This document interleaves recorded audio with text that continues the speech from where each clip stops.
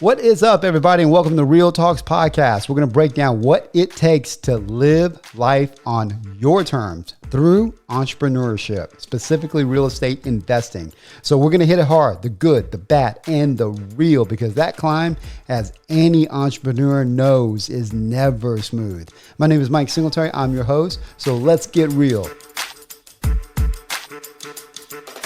Hey, welcome everybody. So we have a great guest today, somebody that I've known for a long time, somebody I respect quite a bit. One of the biggest things within our industry to keep our business going is obviously a CRM.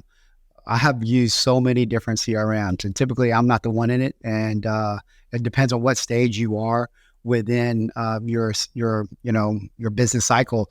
But I used to be all up in their CRM because there's no way that I could actually manage the business without one. This guy is somebody that, has developed one of the best CRMs in the industry. Actually, you know what? Let me go ahead and read off his bio a little bit here.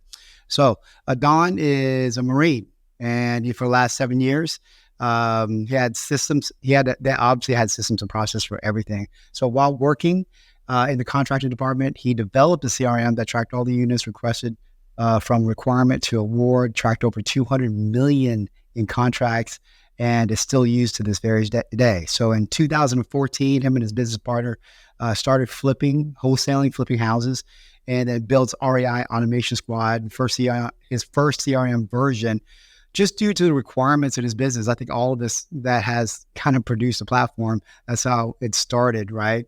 He and his partner joined the mastermind and real estate community, and while other people were asking about it, he just started offering the service. And, right now the iteration is the best CRM, kind of grew out from that. I know there was another name was Beast Mode. I will ask him more about that as well. But man, I'm super excited to have Donald Ross on, man. What's going on, Donald? How you doing, buddy? Doing well, man. How are you doing? It's sunny and almost 50 degrees in Wisconsin in December, so that's a win for us up here. Dude, I think your weather is better than ours down here. Actually, you know what? It's not, man. Ours is probably 50 degrees, but everybody down here about it. We're weak, So tell me, man, what's new in your world, brother? Yeah. So obviously in the past, built out CRMs, offered some of that stuff, tried to kind of still figure out what I want to be when I grow up. I don't know that I'm ever going to figure it out, but I've gotten a whole lot better at figuring out sometimes what I don't want, which is sometimes more important than what I do want, and being able to say yes and no to certain things. So as the year has gone on, part of that's been building out a new platform and a new version of the CRM, and kind of bringing in some of the new features that people have been asking about, and some of the new stuff that's been talked about, like AI, stuff like that, some of that integrations and connections that others have asked for over the years. But we've been doing it for, it's crazy, almost a decade. Literally this next couple months up here, it's going to be a decade of doing this. Dude, so you're a programmer, right? I self-taught myself how off of YouTube. You taught yourself out of YouTube. That's freaking amazing, dude. So you never took a class, you never did anything? Not for the coding stuff. I've got a master's in business. I got an MBA, but never went to school for the coding stuff. Just always wanted to do it. Well, the reason why I'm completely amazed by that, and you and I have talked about this. Developers have always been the crux for me. You know what I mean? Like my lead developer right now, bless him, man. He got really sick, and so it's just kind of trying to fill in those gaps. And you having that skill set to be able to lead that team, it's such an advantage. Yeah, there's been a ton of people that have always thought software or offering a monthly subscription is kind of the sexy model to do. And it's grown over the last probably, I'd say 5 years, that a lot more try to do it. The difficulties can be that a lot of times those developers are in Pakistan, India, the Philippines, whatever the case may be. And being able to have that communication line with them and sometimes call them out on their crap and know how to call them out on it has been huge. And a huge benefit to me and our members. So yes, I built it. Yes, I coded the stuff, and I can code it. But I do have a team, and a really good team of developers and stuff that have been with us now for almost 8 years. So it's been super helpful to have that knowledge and be able to kind of, hey, you're trying this. what about trying it this way, and kind of bouncing ideas off of each other. It's been kind of a really nice relationship to kind of have back and forth with those guys. It's awesome, man. So obviously it enables you to provide a great customer service. You know what I mean? So let's talk about your platform, because I know it's gone through several versions, right? Talk to me about the new one. Is this new, or is it just rebranded or renamed? Sure. Yeah. So on a completely different platform. So what we were known for is we essentially took Podio and built our template, our version on top of it. And that included integrations, automations, things of that nature. And it was specific to the real estate community. And I owned and obviously ran the wholesale and flipping company with a partner for a while. We also had a real estate brokerage. So we were doing the retail listing side of things as well. Built that all on Podio and figured out how to make things happen within Podio. And to be frank, a lot of people's relationship with Podio in general is either they love it or they hate it. There's not a whole in between. And then some people just, they've got teams that are running it, so they don't necessarily care that they're running Podio. With that said, there is definitely some user functionality, some requirements that would have been asked about is, can we directly email out from the platform with our Gmail? Not easily, not with Podio. The new platform that we built on, you can. Can you connect your Instagram or Facebook or your business page to bring leads in from maybe Facebook ads or Google ads or your website with Carrot? We could do some of that stuff with, Zaps and different things in the past with Podio. Now we can do it a whole lot more seamless with the new platform. So we're bringing a whole lot of stuff under one hood and being able to reduce some overhead and some cost because we don't have to have those other platforms, and they don't have to have some of those other platforms. The typical Calendly link and things of that nature that you're paying for. This is all stuff that's all in there, all built out and connected. And with Podio, oftentimes we're having to have a third party of CallRail or smartphone or whatever. And although I like those services and I've had those people for a long time, know some of the owners, we wanted to have it inside. And so what we've got now, it's all inside. You can make calls and texts, and it's all tracked inside. You're not having to pop into another platform. I think it's coming down to something that we've preached for a really long time, and we did the best we could with Podio, but it comes down to simplicity. And sometimes that involves having everything kind of centralized as much as possible in one spot. And so definitely able to do that with a new platform. And, some of the crutches that we had in the past, we're able to fix with this.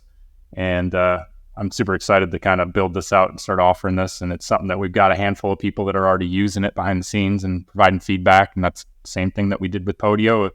Beat up on it, broke it, figured out how to make it better. And that allowed us to grow to what we have been and are at this point in the industry. Okay. So you're still kind of in beta, or maybe a little bit past beta? You're having like a group that's like just kind of trying it out? So we're past beta at this point. It's been only maybe a month that we're out of that. And, it's been interesting because, I have my ideologies of what should work and what's best practices. And it's always interesting to give it into the hands to other people that are, doing it and using it for their business and giving some ideas. And we got some feedback, and we definitely had to change some things for the better. So I'm finally to a point where I would say I'm, proud of where we're at with it. Before, it was definitely that 60% solution that we're like, well, we got to push it out to see what they want. Doesn't make sense to spend a bunch of time and money on development if we're going to develop stuff that maybe they don't want. Right. So we're past that point, but it's been an interesting ride to get here. I was hoping to do it. I think anyone in tech can relate to this. I was hoping to do it in a time frame, and this is typical. It was double, if not almost triple the time amount that I hoped for. And, I've done this for a decade, and I'm still optimistic on stuff. And we missed that mark. I'm guilty of that, man. We've been launching a new product for the last 6 months, every month. It seems like it's like, and every time we're about to launch, there's a bug we got to fix. It's like, oh my God, it's such a process. You know what I mean? So I'm excited about this, man. So when are you going to make this available for everybody? So we held it off until right now in December, talking to you guys, and then pushing it a hard push for the New Year's. That kind of is the time frame that a whole lot of people seem to kind of get into this, and they're in the real estate and trying to start a new business. It made sense with that time frame, just where we were with everything. So this is kind of that initial push.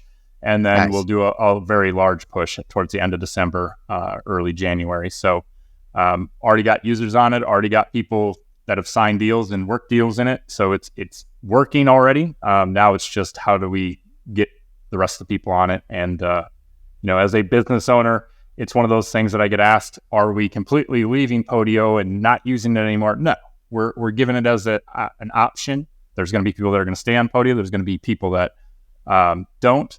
What I can tell you is, as a business owner, I will gently nudge and push those to try to get off of Podio. Not only because I think it's a better product that we're now having, but on the overhead side of things with us, I will tell you that we pay over $100,000 plus a year in user fees with Podio.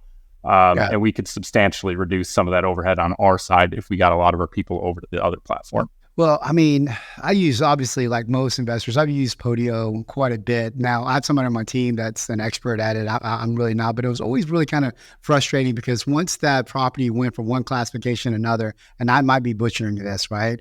Like once it transferred, like all the information didn't transfer over. You always had to go back to the original, is it the folder? You have to go back to the original input to see some of the stuff, right? So that was always my big thing about Podio. Let me ask you this, because I've changed CRM so many times, and the migration process is always the one that probably holds people back the most. What's that process going to look like for you? Is it going to be, is it going to be difficult? You're going to make it easy? I mean, what's that going to look like for your clients? That is the number one reason why people don't necessarily leave a CRM that they're not happy with or their team's not happy with, because they understand what that potentially looks like, or they fear what that might look like. They don't even ask, they just assume. And maybe they've been through a couple of transitions, so they just assume that the next one will be the same and it's a headache, and I totally get it. What we do on our end is typically we ask to be added into their CRM that they're in right now. And most CRMs, you'll be able to export like a CSV file with the records and things of that nature. And then we, on our side, our support team imports it for them, bring in the leads, bring in whatever they got inside of there, so they kind of know where they were at with statuses and whatnot. Then we can kind of talk them through the process of, if you had X amount of statuses and what this looked like on your side, how do we do the similar things here in our platform? We do have some availability or ability to customize and make things a little more custom now. A lot of times with Podio, we would be like, hard no, can't change this, can't change that, because it broke coding in the background. Right. New platform, we're lucky we've got a whole lot more flexibility and can make some different changes. And so statuses and next actions that we've used in the past, you can change some words and still not break things. So the onboarding, what we normally do is get your leads pushed in, imported, and then we'll offer a one-on-one 60-minute Zoom call, walk through kind of best practices, how to use it. And then we always have our weekly Q&A sessions where we jump on a Zoom, basically open office hours, jump on, ask your questions. You or the team can jump on every week. And then besides that, we've got our community. And if they've got something where they're trying to integrate, or, hey, something's broke, how do I do this? Or I think it's broke. We've got a support ticket system built right into the platform now. And they can watch and they get notified when their tickets literally move from when it's assigned to an open, to pending, to solved. And they're able to see the ticket number, and it sends an email so that they can actually at any point search or see where they're at with their status. And they can always respond, and it comes right into the team. And behind the scenes, our team is literally notified as soon as those tickets come in. And that's been a big change for us this year as we moved off of Zendesk. We used Zendesk for 8 years, I think. Mm-hmm. But again, it was able to get us to reduce some of our overhead. Plus, just to be frank, we tried to get some of the automations and stuff done with Zendesk. It was a headache just to work with them. And I could never get some of the things I wanted done. We were able to build it out into our new platform. I've got everything I want. I can literally see timelines of things that they're taking. I can see response times. I can see how many tickets people have had. It's just so much simpler on our side to manage stuff and respond to stuff. Awesome. As I know that, with your Podio, you had pretty much two different platforms, right? One for the newbie. It was easy. It was an easy button CRM. Is that correct? Yeah. That was the free version. And then we have a middle version and then a top tier version, which is beast mode. Beast mode, right? You got the best names, by the way. I mean, beast mode. sales CRM. I mean, it's I don't know where you come up with them, but it's awesome, right? And I don't know how you get the domains on those things either. So Get it's lucky. pretty. Yeah, get lucky. I did search some stuff and use some AI and some other stuff to come up with some names, and then search behind the scenes if it's available. And yeah, it's that is one of the things that I enjoy about businesses and turning on new businesses. I know most people are like, don't worry about your logo. Don't worry about this. You need to worry about revenue. Yeah, I agree to an extent, but I like the logo. Like that little thing is cool to me. It is cool, man. I love names, I love logos, and I got too many URLs, so or domains. So Yeah. unfortunately, it's an addiction. But on your new platform, do you have a tier structure for that? As far as like for the newbie, the guy that's just starting, and it's like, man, I'm using a spreadsheet. I'm overwhelmed. Obviously, most of our clients aren't tech savvy at all, right? Yeah. How do you tailor your product to where they are at? Yeah. So typically the way we handle it is based off of how many users, how many contacts you have, and then some of the automations that you want to have access to. So newbie type person that is trying to keep low overhead and doesn't necessarily need to have a bunch of users and things in there, and probably doesn't have a ton of contacts or sellers. We're $97 a month for the new platform. And then if and when they want to upgrade to where they want to have some more contacts, meaning we've got it to where it's 5,000 contacts, and then they're able to have up to 5 users, then they're at $197 a month. And then we do a big jump. We do a big jump because we go to unlimited contacts, unlimited users, and then all of a sudden the follow-ups, which include text message, email, ringless voicemail, and direct mail pieces get put into there. And then we're at $497 a month. But again, for the bigger teams that have those, sometimes 10 to 20 to 30 users, to be able to have unlimited users, that is kind of the better fit when they step up to that bigger platform like that. And they don't have to worry about the per user seat charge, which almost every CRM, that's how they charge things. Yeah. I mean, do you find it, I'm always fascinated by this. Do you find it easier to, grab the newbie and build him up? Because I'm assuming people that have big teams, that's hard for them to get them to move CRMs, right? Yeah. Yeah. The big teams, there's a whole lot more onboarding, handholding, because they got a lot more leads and integrations with different platforms. So, yeah, you definitely have to have a little bit more of a white glove approach with the bigger teams like that, or they won't move because they don't want to deal with it. With the newer people, it's more of a showing them the process. So, they may not even know the best spots to pull lists. They may not know how to skip trace or send out a direct mail piece, or where they should even go for a website. So there's more of a, where should I go? What does this fit in? Do I need to do all of it, or should I just do one or two at a time? You've got to talk them kind of through that process. And I do enjoy that, because I do understand that they don't necessarily have the understanding that if you do the one or two things consistently over and over, that things will work out. They're trying to do 10 things and be busy and feel like they're getting somewhere, but they're really not. You've got to talk them down from that. And get them to where, hey, this is what you're going to do. You're going to follow this for at least 3 to 6 months and track your numbers, know what it takes to make a deal come through. And then we can put the fuel on the fire after that. So you give them a game plan? Yeah. Yeah. We jump on the onboarding call, and that's part of the onboarding call is to, hey, here are some of the items that you need to worry about. You don't need to worry about having 10 different integrations right now. And maybe you're following somebody on social media that's got all this great stuff connected and they talk about it. That's not you right now. You got to crawl before you can walk and then run. That's awesome, brother. And truthfully, man, I'm with you. I enjoy talking to newbies a lot more, right? Because the other guys, they're either set in stone or they're hopping all over the place anyways. That's just how it is. But I just get a lot out of talking to people, trying to understand what their business looks like and seeing if we could help them at all. You know what I mean? So you get to do that on a regular basis. So that kind of gives me a segue. You have all this data about, people that are running high level operations to guys that are struggling, right? You're able to see, the differences. What are you seeing that really differentiates those two people? The big one is, are they tracking their numbers? Number one. So it's not necessarily just a gut feeling of, this isn't working. I don't like this. I don't want to keep doing this. I'm going to go try this other thing. And then 2 months later, I'm going to try this other thing. And now the shiny object is, I'm going to go look at AI, and then I'm going to go try. stop. Pick something, stick with it for a couple months, actually track the numbers so you know exactly how many prospects were sent out to that mail piece or whatever it is, whether it's inbound or outbound. And then from that, how many appointments did you complete? How many canceled on you? How many offers from that? From those offers, how many did you get to close? And when you actually have the real numbers, the real data, and you can track that and repeat that, that is the difference between somebody that's around for 5 years, 10 years versus somebody that's a year or two. They might do a couple deals, but they could never really consistently put it together, and they had to go back to a job or they went off to something else.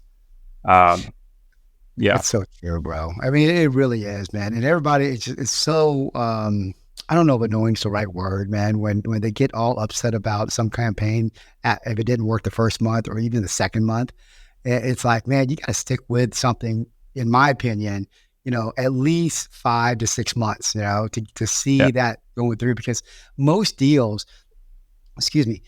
are just going to fall in your lap. And you're going to have some of those, right? You're going to have some that you call, you're going to close pretty quickly, but the majority of them, it's not going to be that way. It's a nurturing game, a nurturing follow-up, walking them, being there whenever they're ready to raise their hand.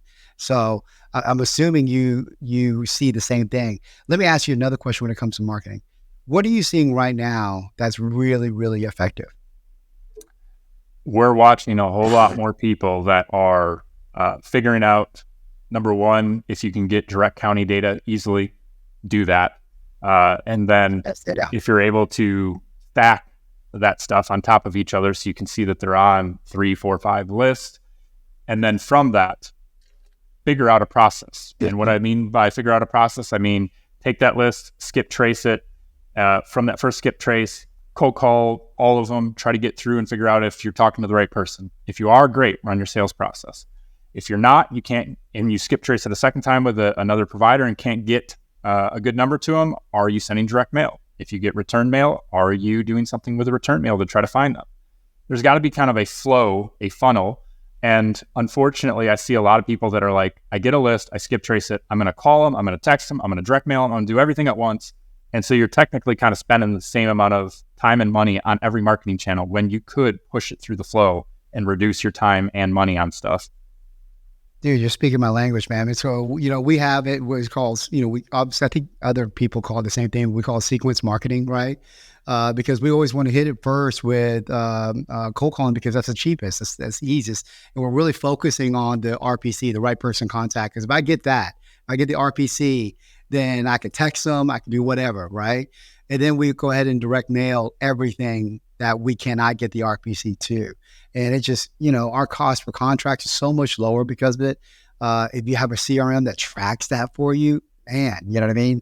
That's just golden. And that's just, to me, the easiest way to get through a list, because I used to send out like 25,000 mailers a month, right? And the budget's crazy. And until we started going into that more sequence approach, our costs per contract were $5,000-$7,000.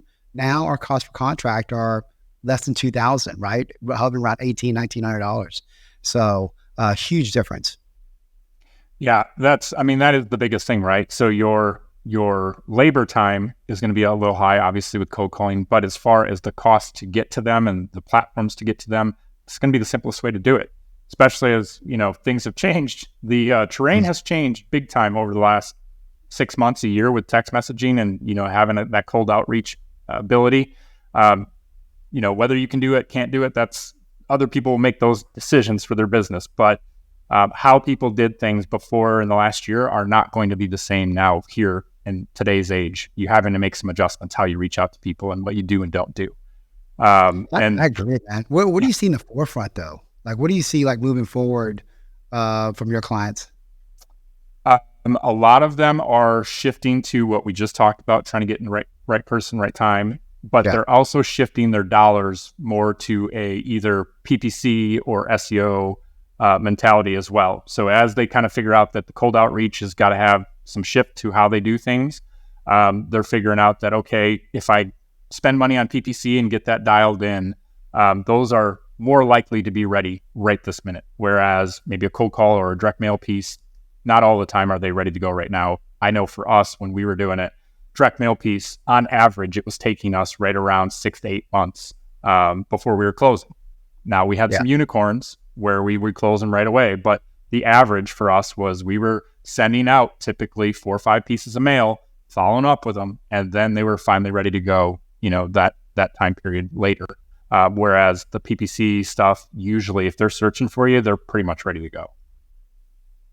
Yeah, it's not science. I mean, it's not hard, right? It's not just, it's not overly complicated, because I think the best marketing campaigns is always a combination of outbound and inbound, right? And Yeah. also you have to do what's right for your personality and your business. Like, we're heavily into outbound. That's my personality. I'm really aggressive. I'd rather go and get it.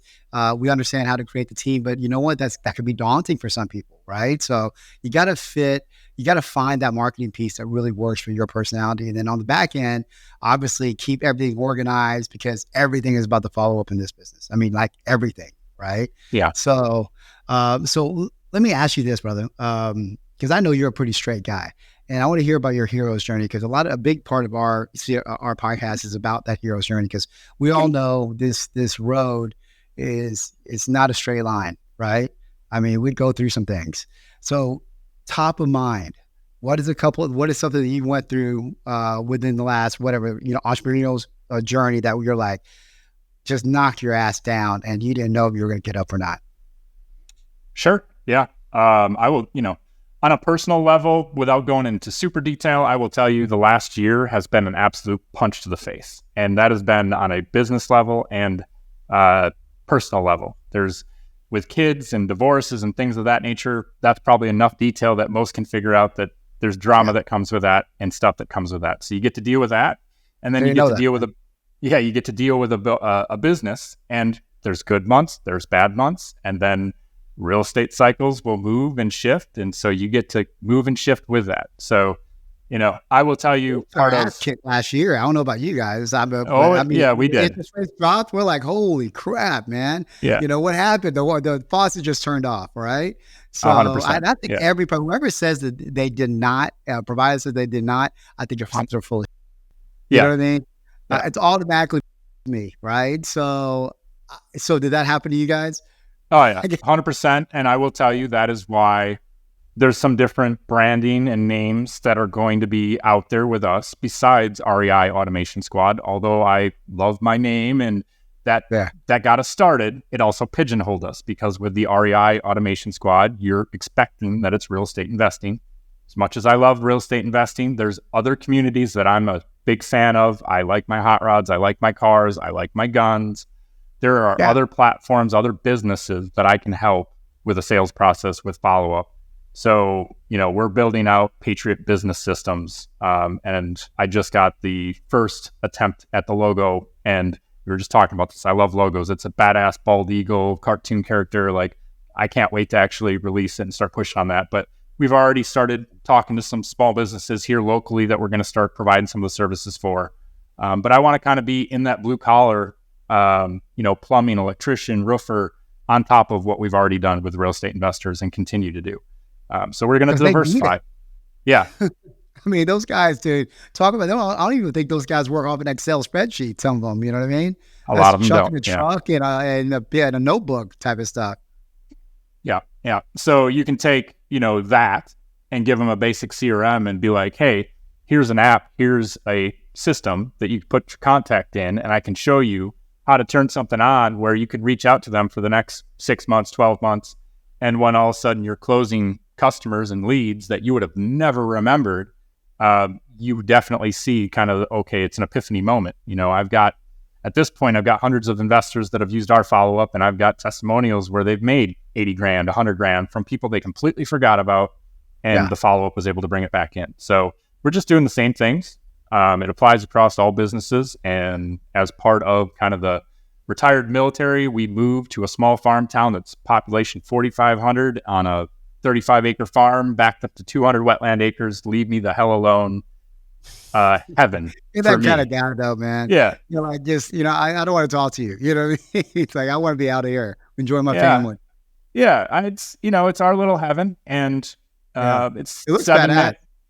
Yeah, it's 7 minutes to town. And if we want the big box stores, it's 15 minutes to the big box stores. And for us, that's more than close enough to do what we want to do and be able to relax. It's crazy because we're far enough back off the road where we don't see any cars or anything. We're on a main state highway, but because of that, it's like your own little world until you leave. Yeah. It's a great way to raise kids, man.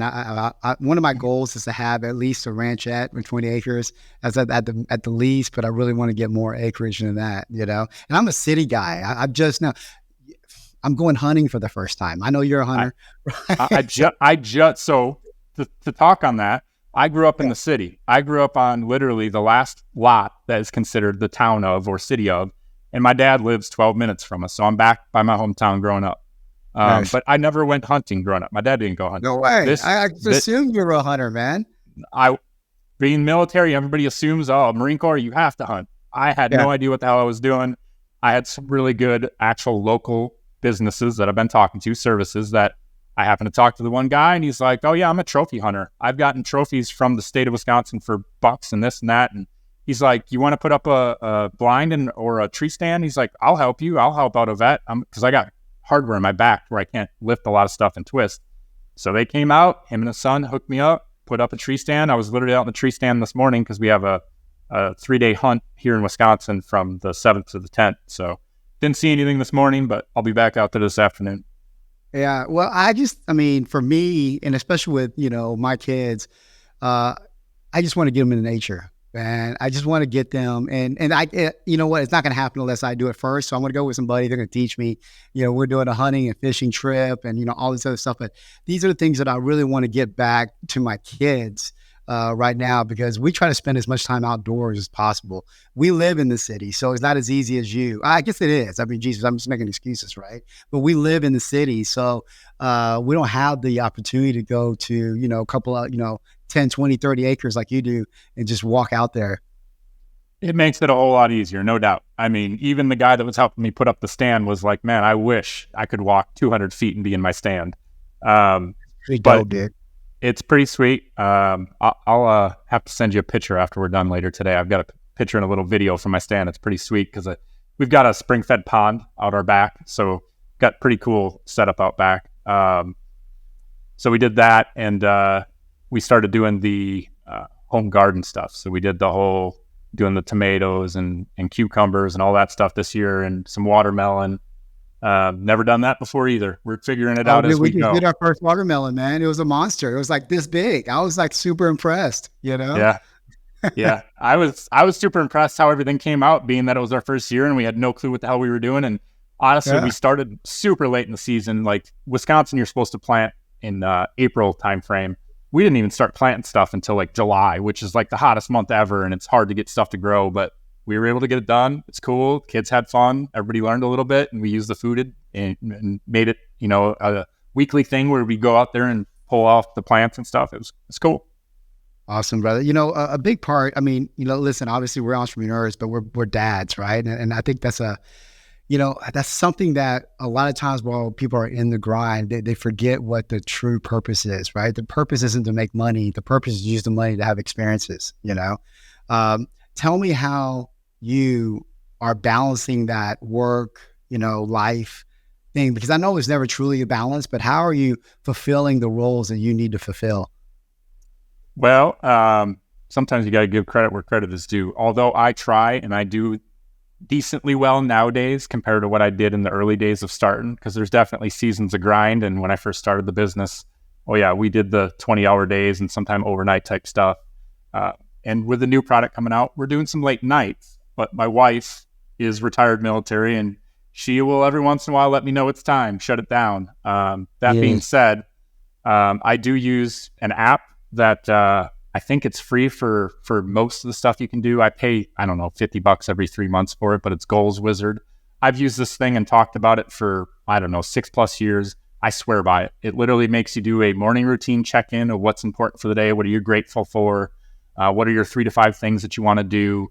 And it has you set 30-day, 90-day goals. And then at night, you do a nightly check-in and what worked, what didn't work, what did you complete? I've been doing that thing and using that app for 5+ years. And without that, I'm a hot mess. I'm ADD all over the place. But with having to answer to myself, and I'm good at it with the routine of going in there and doing it, it's a reality check. It's a gut check that some days I do really well. And other days I suck at life, or at least it feels like it, and got hardly anything on the list done. That's part of it. Those that are willing to push through that stuff is what's the difference between those that are still doing it 5-10 years later or going back and doing something else. Dude, I mean, that just totally resonated with me. A couple of things.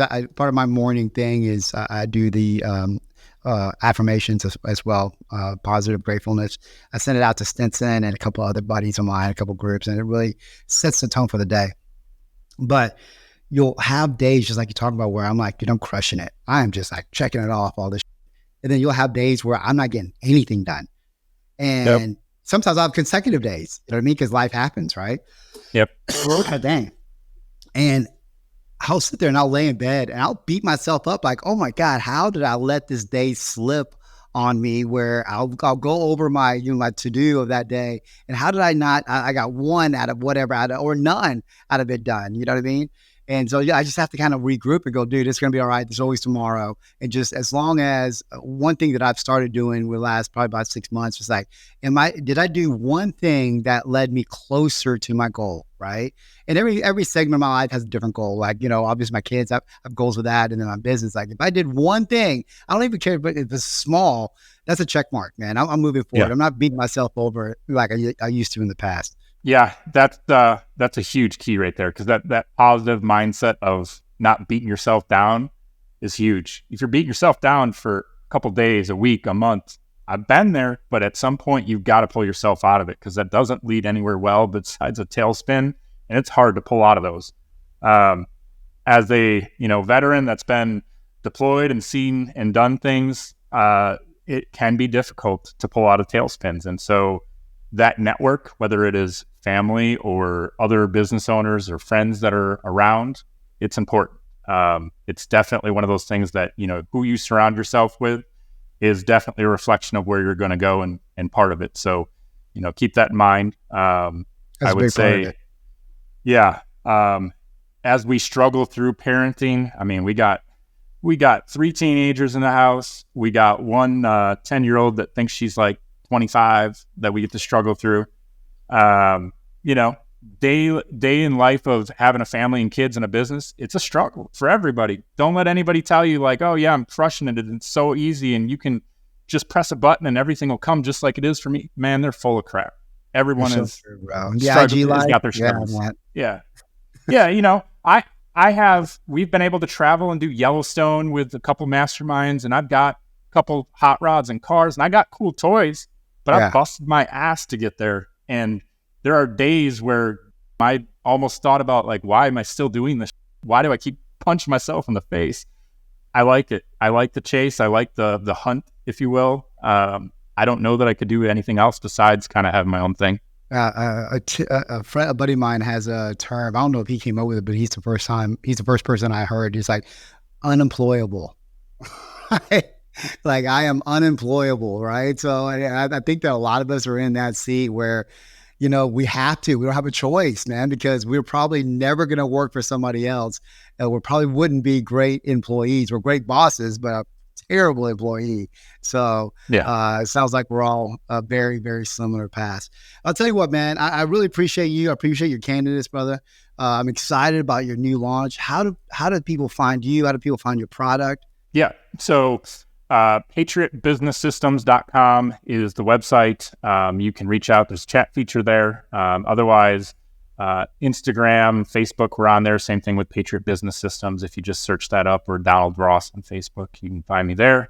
Fairly active on those platforms. So if you reach out or message, I'll reach back and talk to you, and we'll figure out how we can work together. Okay. Do you want to put, we're going to have a link of the domain, but do you want to talk about your CRM? Sure. Where they can find that? Yeah. So Best Sales CRM is what we've called the CRM version right now. And that can be either purchased on bestsalescrm.com or Patriot Business Systems will be there as well. Essentially, we're building out the Patriot Business Systems to take over the other brands, if you will, and have it to where any business that we are working with, small businesses, kind of that blue collar network we talked about, can kind of go through there and schedule a call and figure out what best fits. So we do have the ability to just go on your own and order it. You can certainly do that. Or typically what we'll do is schedule just a 15-minute call, jump on a call, kind of talk about the business, talk about what's working, not working, what are you looking to fix? And then we'll kind of talk about what does that system solution look like for you. Awesome. Like I said, I'll have it on the show links. Don, man, appreciate you, brother. That's a wrap. Peace out until next time, guys. So that's a wrap. Thank you, everybody, for tuning in, and I hope you received value from this episode. If so, please share this podcast to your brothers and sisters, and also hook up with us on Facebook, IG, and YouTube at Real Talks. That's REIL Talks. Until next time, my friends, keep it cool, keep it real, and peace out.